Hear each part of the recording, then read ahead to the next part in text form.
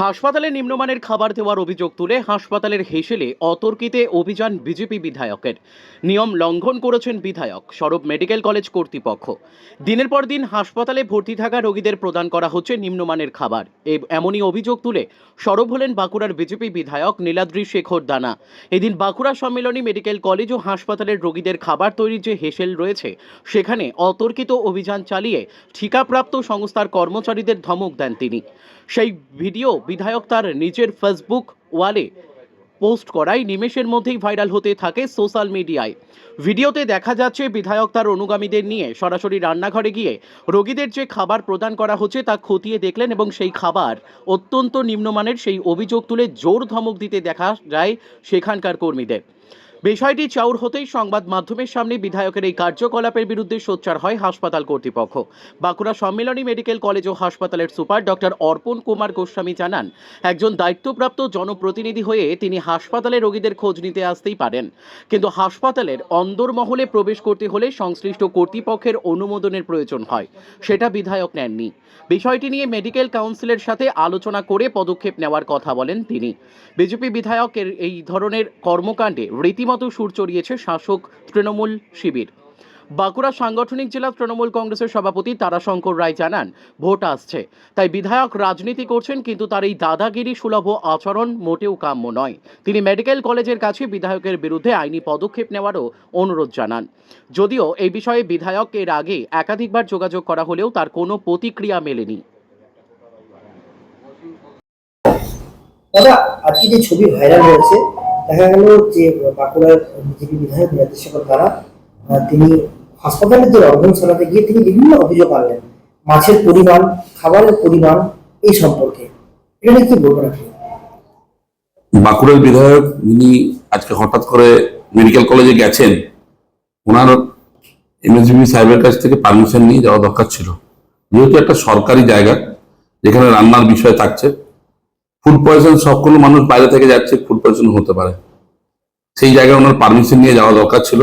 Vote আসছে, রাজনীতি করছে আমরা জানি, মানে 21 সালে নির্বাচনে জয়ের পরে বাড়ি থেকে বেরোননি, এলাকার উন্নয়নের কথা কোনো ভাবনা চিন্তার মধ্যেও তার আসেনি। সেই জায়গায় আজকে রাজনীতি করতে চলে গেছেন 26-এর সামনে নির্বাচন, তার জন্য এই ধরনের ওনার মানে কার্যকলাপ ঠিক নয়। এই দাদাগিরি সুলভ মানসিকতা এটা ওনার ঠিক নয়, উনি এই জিনিসটা করাটা ওনার উচিত হয়নি।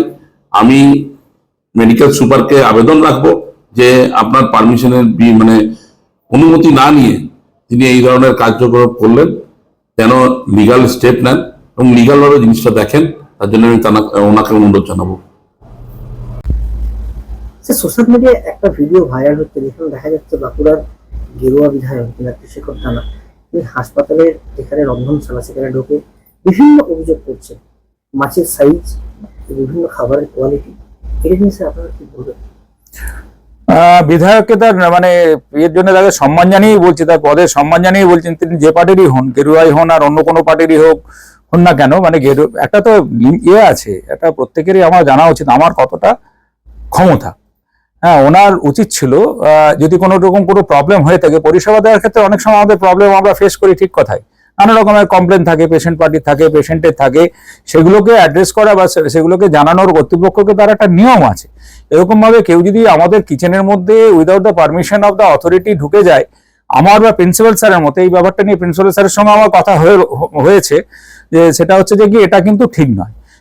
তিনি যদি কিচেন পরিদর্শন করতে চান তাহলে তিনি একজন সম্মানীয় বিধায়ক, তিনি আমাকে বলবেন বা আমার একজন রিপ্রেজেন্টেটিভ তার সঙ্গে থাকবেন, তারপরে তিনি যাবেন।